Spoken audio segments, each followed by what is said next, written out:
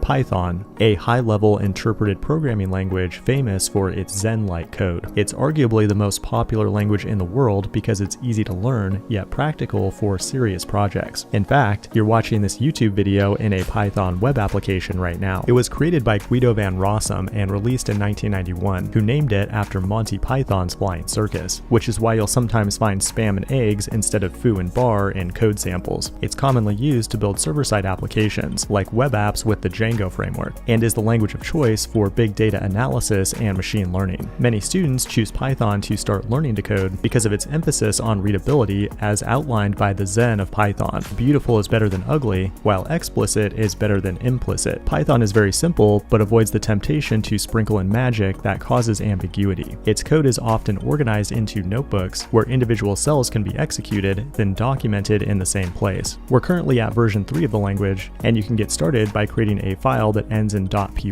or .ipynb to create an interactive notebook. Create a variable by setting a name equal to a value. It's strongly typed, which means values won't change in unexpected ways, but dynamic, so type annotations are not required. The syntax is highly efficient, allowing you to declare multiple variables on a single line and define tuples, lists, and dictionaries with a literal syntax. Semicolons are not required, and if you use them, an experienced Pythonista will say that your code is not Pythonic. Instead of semicolons, Python uses indentation to terminate or determine the scope of a line of code. Define a function with the def keyword, then indent the next line, usually by 4 spaces, to define the function body. We might then add a for loop to it and indent that by another 4 spaces. This eliminates the need for curly braces and semicolons found in many other languages. Python is a multi-paradigm language. We can apply functional programming patterns with things like anonymous functions using Lambda. It also uses objects as an abstraction for data, allowing you to implement object-oriented patterns with things like classes and inheritance. It also has a huge ecosystem of third-party libraries, such as deep learning frameworks like TensorFlow, and wrappers for many high-performance low-level packages like Open Computer Vision, which are most often installed with the pip package manager. This has been the Python programming language in 100 seconds. Hit the like button if you want to see more short videos like this. Thanks for watching, and I will see you in the next one.